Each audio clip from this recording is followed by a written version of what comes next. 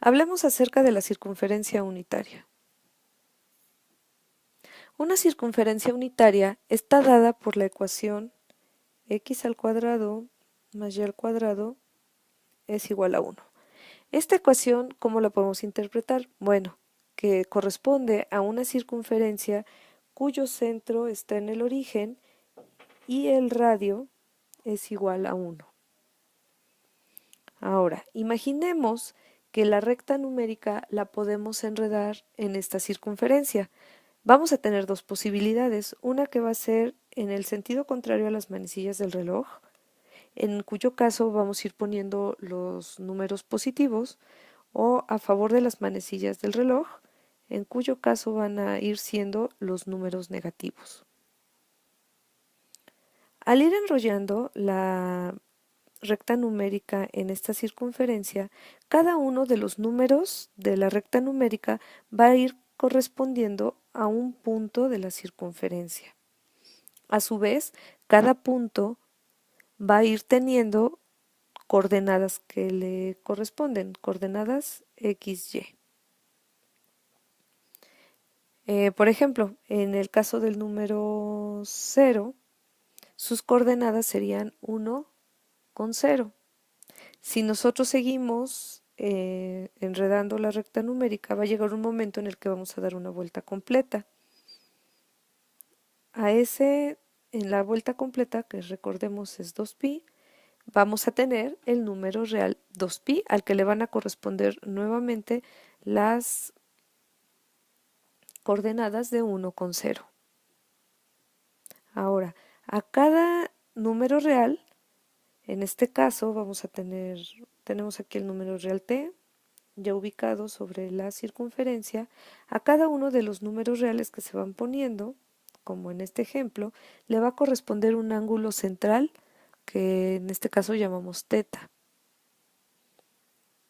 Para poder calcular las funciones trigonométricas de ese ángulo teta, vamos a hacerlo de la siguiente manera, no sin antes recordar que el valor de ese ángulo en radianes va a ser igual al valor del número real al que le corresponda ese punto.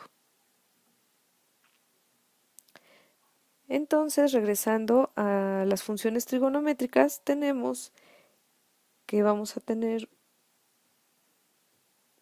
un ángulo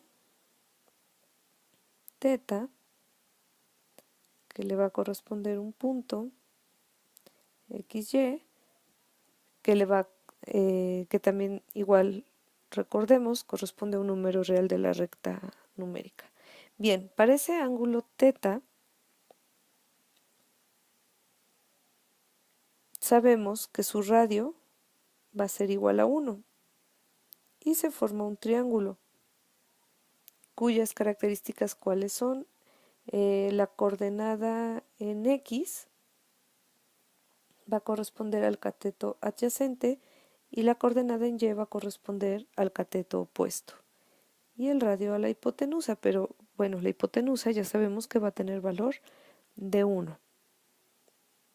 En el caso de la función seno, el seno del ángulo, recordemos que va a ser igual al cateto opuesto sobre la hipotenusa. En el caso de una circunferencia de tipo unitario, el cateto opuesto corresponde a y, la hipotenusa 1, y entonces vamos a tener y. El coseno de un ángulo teta, cateto adyacente sobre la hipotenusa, en el caso de la circunferencia unitaria es x entre 1, es x. La tangente es cateto opuesto sobre cateto adyacente, es decir, va a ser y sobre x. La cotangente es el cateto adyacente sobre el cateto opuesto, va a ser x sobre y. La secante es igual a la hipotenusa sobre el cateto adyacente, es decir, va a ser 1 sobre x. Y la cosecante es hipotenusa sobre cateto opuesto, es decir, va a ser 1 sobre y. ¿Cuál es la ventaja de tener las funciones trigonométricas de esta forma en una circunferencia unitaria? Que si nosotros tenemos las coordenadas de un punto de esa circunferencia unitaria, es decir, tenemos aquí, ya tenemos un ángulo.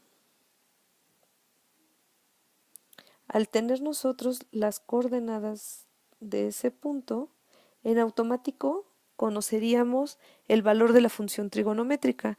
¿Por qué? Porque si sabemos que el seno de ese ángulo es igual a y, tenemos la coordenada en y, conocemos ese valor.